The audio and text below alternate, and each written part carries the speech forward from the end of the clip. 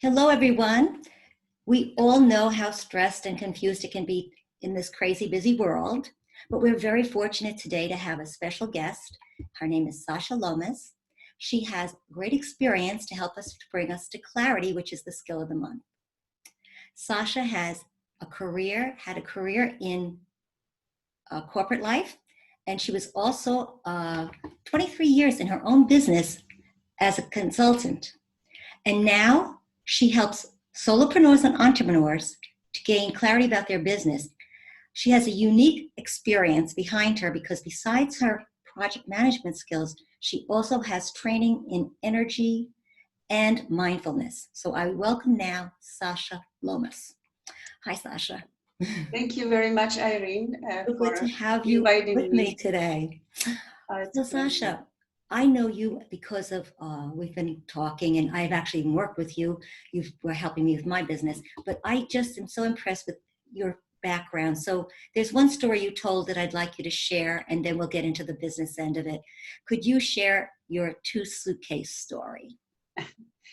Yes, my two suitcase story started over 50 years ago. I grew up in Czechoslovakia, which was a communist country. And when I was 14 or 15, my dad invited me to West Berlin, where he emigrated to. My parents divorced when I was 12, and then later on he emigrated. And so he invited me because of doctor, health, and all these things. I had the permission to go see him.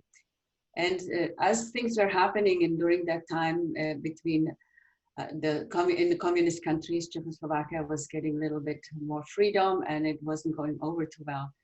So with the Russians. And so my dad felt that we should all get out of the country. And when I was supposed to go back to, after my holiday with my dad, he sent a telegram. In those days you had telegrams, there was no email or anything like that. He sent a telegram to my mom telling her that I was too ill to travel back on my own. So she received a permission to come and get me, 4-day permit, to just packed up a few of her things, and she had to fly and take a bus and everything. In those days when you traveled from East Berlin to West Berlin, there was all these walls and it was quite a trip. When she arrived in West Berlin, thinking that I was gravely ill, we all welcomed her, my dad, my brother, and myself. And she was in shock. She just thought, oh my God, like what's going on? And my dad said to her, I think it's better that you don't go back because things are not going to last. The Russians will not stand for the freedom, the socialism with human face is what people called it in that time. And so while she was undecided, the Russians invaded, and that kind of sealed our fate. And so there we were in West Berlin, and my mom was kind of stuck thinking, what am I going to do? Where am I going to go? She didn't want to stay in West Berlin because her relationship with my dad wasn't the best. So she thought she was going to go to United States. And she applied for visa to United States, but that was a 6 months waiting period. And then she found out that she had opportunity to go to Canada. Canada was taking people right away. And so she decided that she was going to go to Canada and came back to, all this was happening while she was in the immigration camp in West Germany. And then one day she arrived in West Berlin and said, we're going to Canada. And I said, we have nothing. How are we going to go to Canada? With our finger on a map or what, you know? It just seemed such an impossibility. And we went around to different foundations and collected enough money to allow my mom, my brother, and myself to fly out of West Berlin to West Germany, because you couldn't take a train because they would pick you up and send you back to Czechoslovakia. And then, so all we had, our possessions, were 2 suitcases with summer clothes. And we didn't really have all our best stuff that we left back in Czechoslovakia because we thought going to West Berlin, we would get some new things, you know. when we go somewhere else, we all like to shop, right? So we thought we would do a little shopping and get some new things. So our selection was summer clothes, and this was October, and it was two small suitcases for the three of us. That was our belongings. And we went to Stuttgart in West Germany to the Canadian embassy, which we took overnight train to get there. And then we went to see, I don't know how, we didn't speak English, but somehow, however the communication happened, we were told, okay, you can go, but you have to go get your x-rays and everything, make sure you're healthy before they actually gave you the visa to go to Canada. So we got all our x-rays done that day. At that point in time, we had no money, nowhere to stay, and just our two suitcases. And we spoke some German, no English, Czech and Russian, which was not useful there. And so we got our x-rays and everything, and then went back to the embassy, and they said, so when would you like to fly? And my mom said, well, when is the next flight? And they said, tomorrow. We said, okay, yes, if we can get on that flight, we would love to go tomorrow. And they said, okay, so we got tickets. My brother and myself, we were gifted at the flight by Air Canada. We did not have to pay it back. And my mom's ticket was interest-free loan. So she had to eventually, once she got established, she had to pay it back for the ticket. And so we had our ticket, and there we were in the afternoon, on Monday afternoon, waiting kind of, so where do we go next? What do we do? We had nowhere to stay. Where do you stay overnight? And we actually ended up staying at a train station where we were just sitting on a bench and just kind of, you know, with our suitcases and everything, waiting for the night to pass. And some fellow worker there invited us to stay. They gave us a room that room, I think, had a double bed and enough space beside the bed for the two suitcases. So we were able to lie down. It was, you have no idea when you haven't been able to lie down for so long.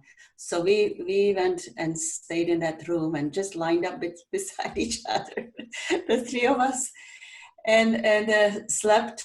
And then my mom came and walked me up, and I have no idea to this day how I ended up in this huge room on top of a bunk bed. And there's lots of people sleeping there. And she came, walked me up at 5 o'clock in the morning, and she said, it's time to go. We have to catch a bus to go to the airport.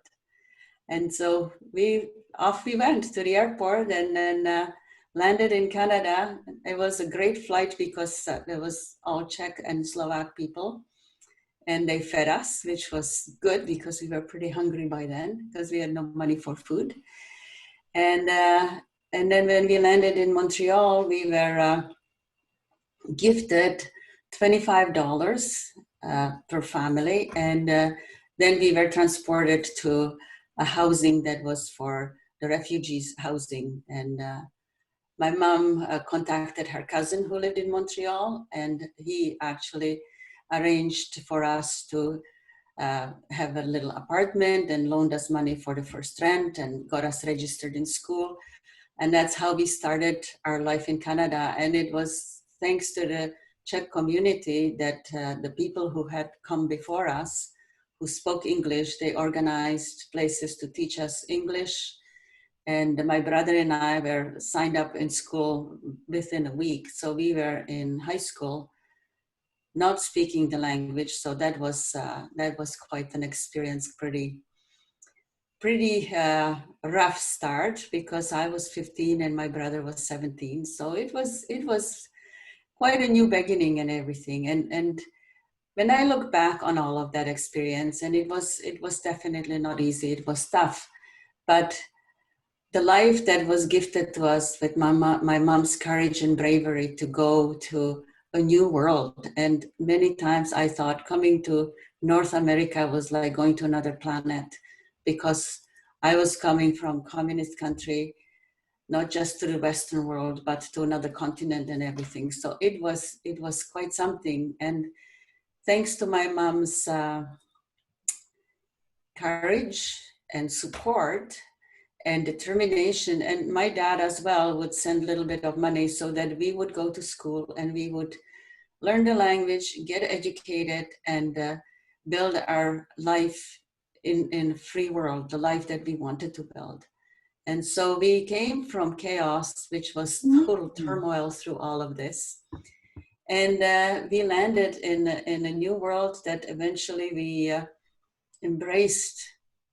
It took a while, big adjustment, but the gratitude to this day that I have to my mom and to Canada for taking us in and providing us with a new world and free world where we could actually create the life that we want.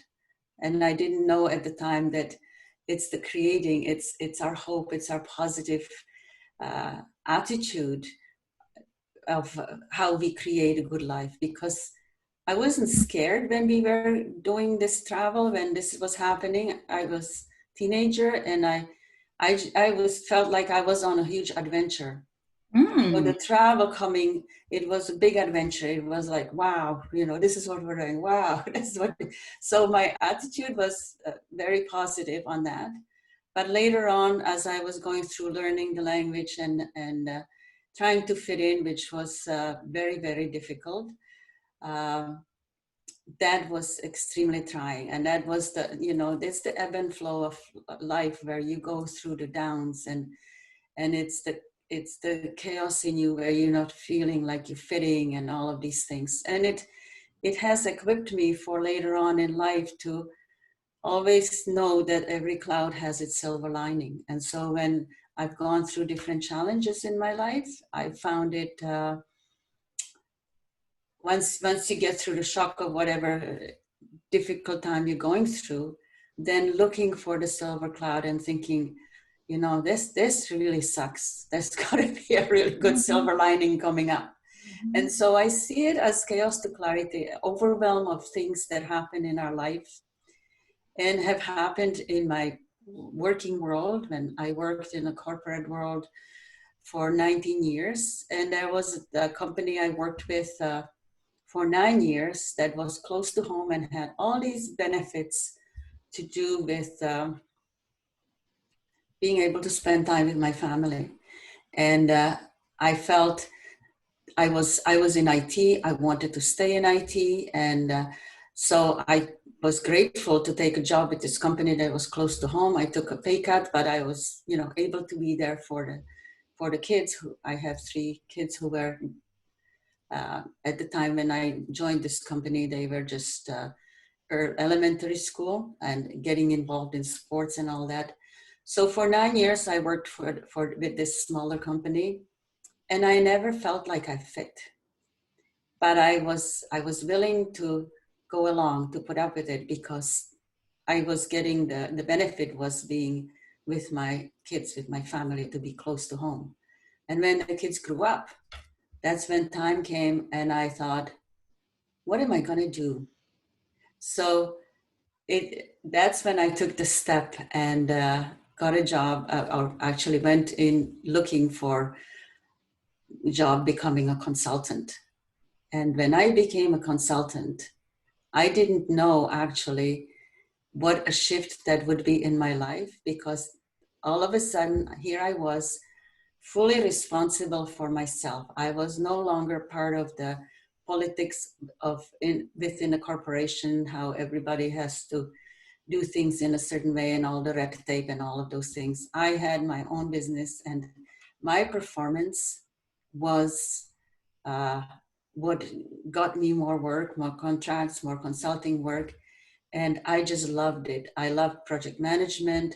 And because I was so engaged and loving what I was doing, I met a lot of wonderful people. And again, we attract similar, you know, how we come across, we attract those type of people and the opportunities in our life. And for 10 years, I worked as a consultant through this large consulting company, CGI, for a variety of industries, in doing a lot of project management, process improvement work, and so on. Until eventually, I came to a point that I did not want to do commute and travel all over. I wanted to focus more on where I was living. And I started to go into more thinking, I want to build my business. So I put myself back into chaos because I No. had total clarity. I had total clarity when I was consulting. I knew what I was doing. I knew where I was, and I was just in the groove. And it was, I was on top of the world. I had energy beyond, like when I look back on it, I was just humming along like unbelievable. But then when I made that decision to step back, and again, it was when I was so very engaged in my work that I was leaving, I was out of balance.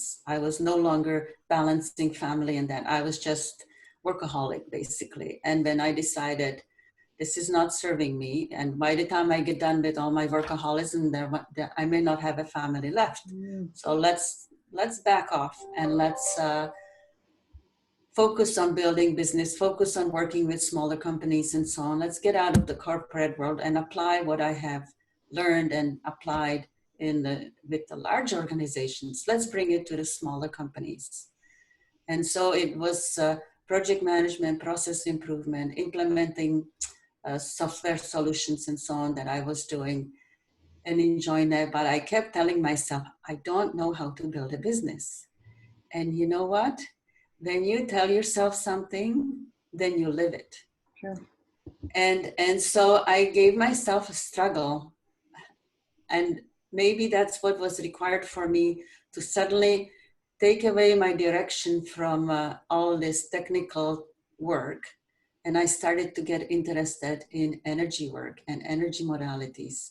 And I started to kind of want to discover who I am. I wanted to connect with my heart. I didn't know really. I did until I posed the question, what do I want? I want to connect with my heart. And then I thought, where the heck is that coming from? But looking back, I was totally disconnected from my heart because I was in that externally driven, performance driven environment. And as much as I loved what I was doing, I was out of balance. So when I started the journey to want to connect with my heart and to become heart-centered a leader, then I started to study Reiki, and I started to study meditation and mindfulness and mentoring and coaching, and all these different things came to me when I signed up for a course with Christy Whitman for coaching course. That was the 1-year program. I thought, this is what I need to add to my repertoire of skills of what I offer to my clients. And that course was all about energy. And when the course started, I thought I was signing up for the process for coaching, because that was the process in me, the structure process, because that's my innate skill. But I thought, well, I landed here, I paid for it. Mm-hmm. So I'm going to go through it. And wow, what doors it opened in my mind, to actually remind me of the importance of alignment, of feeling grounded, of having open mind, of listening, really listening to people in a way that is energetic listening, like between the lines rather than the words, what they're saying. And really recognizing that success in business, especially for solopreneurs, needs to come from their heart. And they don't need to work hard, they just need to work smart. Yes. Right? And we are so conditioned to work harder because you got to work hard to have these results. So it's been quite the journey, and that's what led me to creating a course during this pandemic. When the pandemic started in March and everything started to close down, I came across Build Your Online Course program. And there was a 7-day challenge. And if you built it in 7 days, then you could get it promoted. And I thought, okay, I'm going to do it. I was determined to do that. And so I buckled down, and it was really quite the exercise of learning so many new things in such a short time. But the desire was there, and that's where my Structure Your Business for Success course was born, was through this challenge. And I learned how to do videos, and I learned how to, put it all into the program and everything. And then I shared it with people just to see, I piloted the program just to see how it would work, and surprised myself. I don't know why I should be surprised. I should have the confidence to know that it is a really great program. But the results that people experienced from that program were truly life-changing. And I thought, wow. And it's perspectives that I never thought of. I created what I was thinking was this structured approach to actually looking at where you are and where you want to be and how do you get there, kind of thing, and creating a roadmap at the end of that. But working on the right things, so focusing on working smart rather than hard, and having the right priorities. And I So think, of course, I can vouch for it. I do want to share that what happened in the course is there's a lot of thinking that you do on your business, and you really look at it very clearly because you give us the structure to look at the gap in our business, where we are and where we want to be and what's missing. And you help us do a lot of thinking, but then when we get on the call with you, that's where it becomes very personal to my business and to my mindset. So I think that's why I like that you have the structure built in, and then, like you say, the heart, the mindfulness, the integrating your business into your life. And that's why I think your program is so successful. It's the Sasha element. thank you. Thank you very much.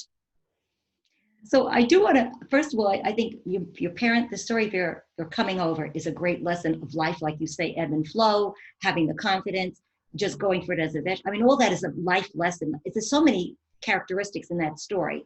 And then you talk about your business when you had to go through a lot through your learning through your business. But what I want to just have a little chance to say is, what is your view of the word clarity?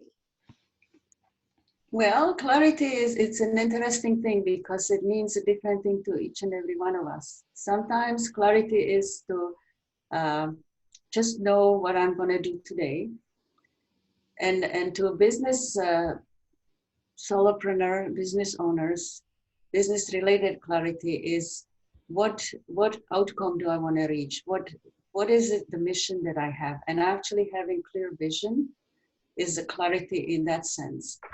And clarity can also be just having the alignment within yourself, what you're aligned with, what am I here to do, and actually knowing what steps to take. And we see that, I think, in people. Sometimes there are people who as children know, and they have clarity that I'm going to be a firefighter, or I'm going to be a teacher, I'm going to be a doctor. And as they go through their schooling, early schooling and everything, they are collecting all the information, and they have that end point that's where they're heading. Now, my brother wanted to be a doctor, but in Czechoslovakia, that was not possible for him because we were not in the Communist Party, and so we were blacklisted. And therefore, in those days, education, you were not allowed post-secondary education. He would never have been allowed to go to university.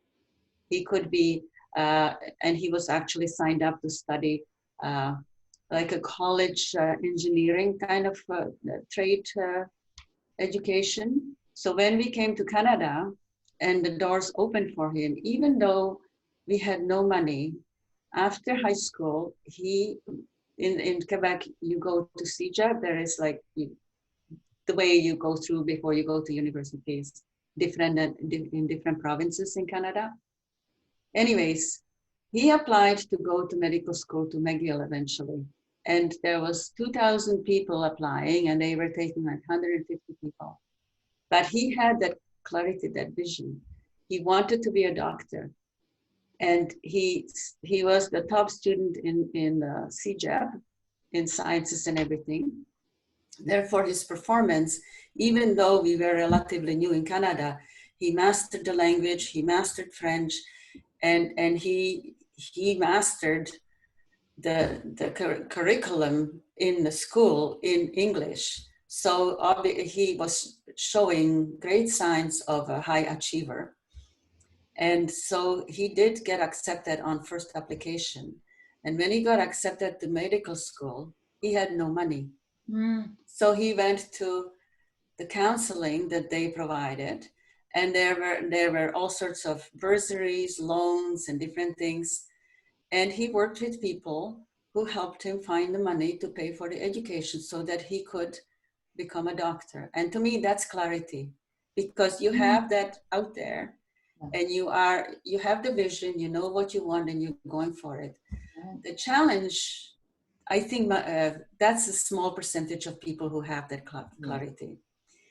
So my focus and desire is to help people who don't have that clarity early on, right? So they can actually go through processes and different things to connect with themselves and realize this is what I truly want. So removing all the influences and different things that we sometimes receive along the path of our life, and we are doing things to please others or what we think is expected of us, but it's not clear to us. We are not following our heart. And so helping people to move, then that's a chaos inside you.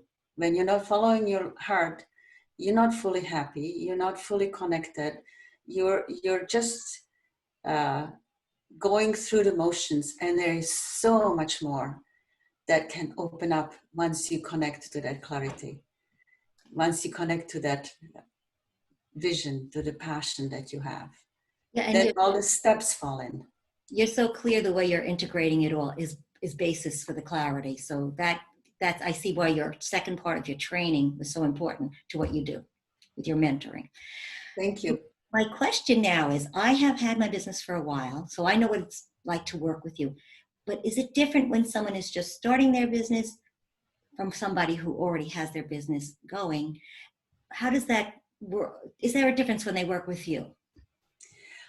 I would say yes, definitely there is a difference. Or yeah, you could say yes or no. When you're starting your business, you don't have any structure or anything in place already. You are starting from, so you have a clear canvas. You're going to paint your picture how you want things to be. So it's easier to start with a clear canvas to paint that, and to come up with habits and processes and different things that you want to do to create the vision that you have. If you are already in business and your business has grown, so you may have started out with great structure, great processes, and just building up, and all of a sudden you reach a point where you have crossed that threshold, and now the customers are flowing in, and you're thinking, oh my God, I'm drinking out of a fire hose. How do I manage all this? It's the challenge in a sense of success, because the businesses evolve as they grow. The processes that worked for you when you were starting out don't necessarily work for you when you are growing and you have reached a certain point and you need to leverage other things. You need to leverage more technology. You need to engage other people. And you need to maybe look at how I started my business, and this is what was working and this is what is not working. This is where my true passion is, right? It all evolves. So starting out as a new solopreneur, it's a smaller, clearer picture, but it evolves as you grow and establish the process of structuring your business for success. That continues to go. You should be doing that annually. You should always look back at where am I today and where do I want to be? And am I on that road where I want to be? I would say it's like having a roadmap. You're going from one city to another, or you're going from one state to another. And you look at a map and you have your roadmap all laid out, and you can mark it out with a marker. This is how I'm going to go. That's my direct path. But as you go along the way, something else comes up, or there is a detour, there is a construction, there is whatever, and you go on a different way. So this program, the Structure Business for Success, takes you back to the road that you started out on, or make sure that you're heading in the direction you want to head. Maybe the city you want to go visit or the province you want to go visit changes in the long run. Maybe your outcome, your goal, as you go along and you learn, because we don't know what we don't know until we get to the next step. Yeah. So it's like you walking on a road, and I'll just tell you a little story, which was quite something. We bought a piece of land, and we decided for New Year's we were going to cross-country ski to that land. And it was about 8 kilometers from the main road to the land. And there was a logging road to get there. So we thought, good, no problem. Well, the day before we set out, it was pretty mild. There was snow, but it was very slushy. And then overnight, everything froze. So it was icy. But we were determined, so we took our cross-country skis and our little backpack and everything, and we set out on our journey to our land. And the road was up and down and sideways. We fell many times because of the iciness. So eventually we carried our skis on our shoulder and we walked those 8 kilometers. It was like 4 hours to get there. And we got to that spot and my husband said, this is a trip out of hell. But we had to hurry up back because the daylight was getting, this is January 1st, so daylight is short. So we had to walk back out, and it was a tough walk. And I thought, there is a lesson in this, because every time we would go down the hill and up a hill, and you think, it's around that bend, but it wasn't for a long time. And I think for me, later on, I thought, that's how life goes. You think it's around that bend, and you have your downhills and you have your uphills, and you think you're there, and sometimes you feel like it's a trip out of hell. But now we look back at it and we have a great laugh at the experience that we had and the great lessons that we had out of it. So it's just remembering, you don't know what you don't know, and just know that there's going to be another bend, and there's going to be another hill. And I think that's what makes you so effective, is you really understand the whole gamut and experience of life, and also being in business. And I did want to say that one thing that's very good about your program also is at the end, you don't leave the person hanging. You actually have a structure where they can look back at, and each year or each 6 months, they can look back at what you've provided and, maybe refresh or change some of the things that were put in place. And I think that's so important. So, and I know you also offer some helps of other tools that they can use to support them. So it's not like they take the course with you, they get the coaching, and then they're stuck floundering after you are not in their lives, because basically you leave something with them, which is really great. So as we end, I do not want to leave without letting people know where to find you. Well, people can find me at sashalomas.com, my website. And from that website, actually, I have links to my LinkedIn profile. I've put links to my Facebook page and my Facebook group. I have a Facebook group that's called Solopreneurs Hangout, and I invite you to join the Facebook group, because that's where we're all as a group sharing, and it's really sharing from the heart and sharing challenges and helping each other, collaborating, because I'm a great believer that together we can climb mountains.